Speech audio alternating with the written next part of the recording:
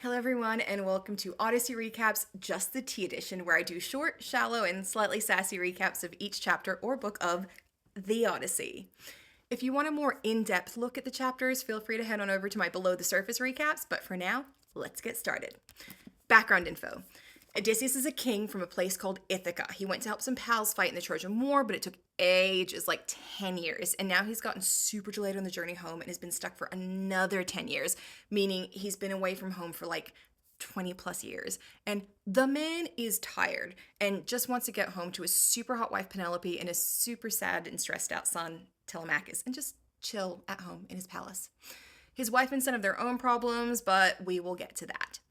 Anyway, the poem opens with its own little recap, explaining that this is a story about the hero Odysseus, who has been trying to sail home after the Trojan War, but has been low-key kidnapped by a goddess named Calypso, who is down bad for him and is really counting on Stockholm Syndrome to work out for her, and has trapped him on her gorgeous tropical paradise island.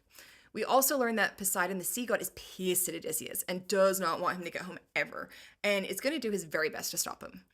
We cut to Mount Olympus, where Zeus, king of the gods, is complaining about mortals, and his daughter, Athena, goddess of wisdom and warfare, is like, okay, Dad, that's nice and all, but what can we do to help Odysseus? He's stuck with that psycho Calypso and he just wants to get home. Remember how many cool sacrifices he did for you at Troy? I think we should help him out. And Zeus is like, yeah, he's fly as hell, maybe my favorite mortal that I haven't banged, and he's smart and makes amazing sacrifices, and is sensible, but like, in a sexy way. But what can I do? Poseidon's still super pissed because Odysseus stabbed his son in the eye, and the kid's a cyclops, so like, he didn't have another eye. He's blind as crap now. But yeah, I'd love it if we could get Odysseus home. So let's put our little thinking caps on and try to find a way to get him back.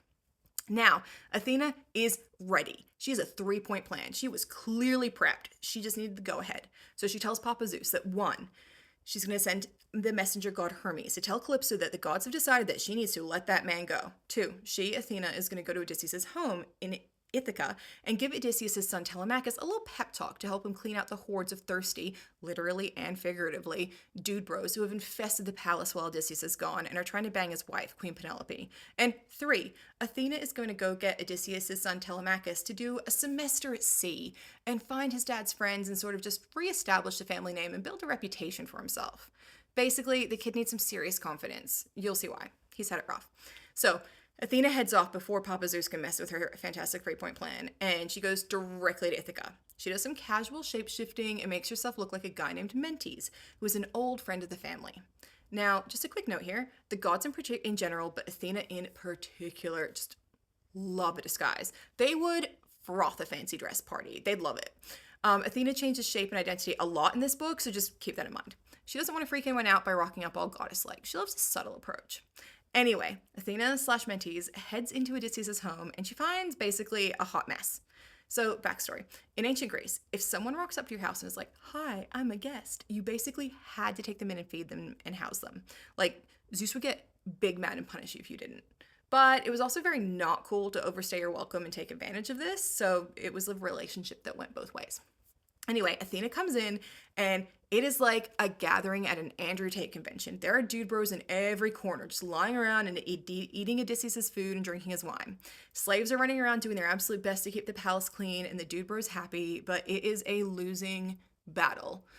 Also, side note, the way that they describe the food and the slaves heavily implies that this house is run super well. Like, everyone is stretched to their limits, but they are managing it like absolute champs. So then we cut to Telemachus, and he is just miserable. He's really young and seems to be in that awkward stage where you've only just crossed the border from kid to adult, but like you're still in customs, you haven't picked up your luggage yet.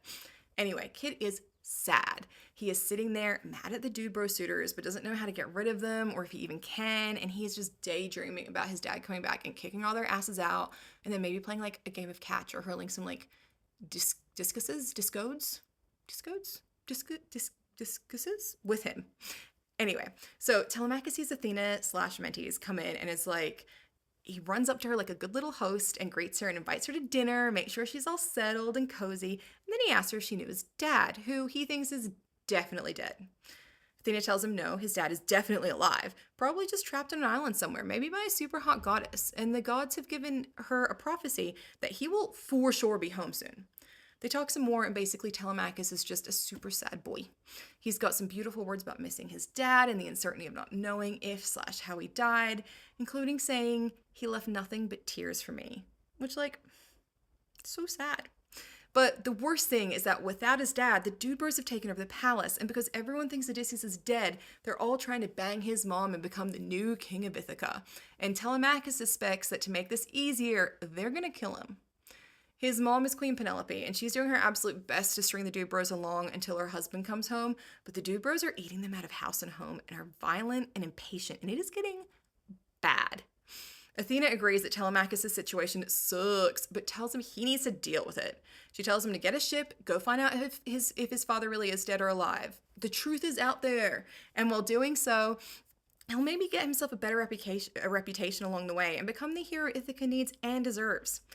And then she flies away in front of him, just destroying the illusion of humanity. Maybe to make him definitely believe her and listen to her, maybe for dramatic effect. We'll never know. Anyway, this totally worked, and Telemachus is determined. He gets up and storms over to tell the suitors off, but just then, Queen Penelope barges in to tell the bards to stop singing sad songs because it's making her miss her husband even more and she cannot handle it. Everyone stops for a moment to be blinded by her hotness until Telemachus tells her to go back to her weaving and let him handle the man things. She goes back to bed to cry some more, which is fair enough when you're surrounded by gross slaring Dude Bros and a mouthy teen. Telemachus then tells the suitors they need to GTFO. They don't have to go home, but they cannot stay in his house. He says they can party for the rest of the night, but tomorrow they're going to be having a serious come to Jesus in the courtyard because he is just not having this anymore. The Dude Bros have mixed reactions to this, but Telemachus just is not having it and goes to bed, leaving them to have one more night of partying before he kicks them to the curb. Anyway, that is where our first chapter ends. Thank you for listening, and tune in next time for Chapter 2, A Dangerous Journey. See you there.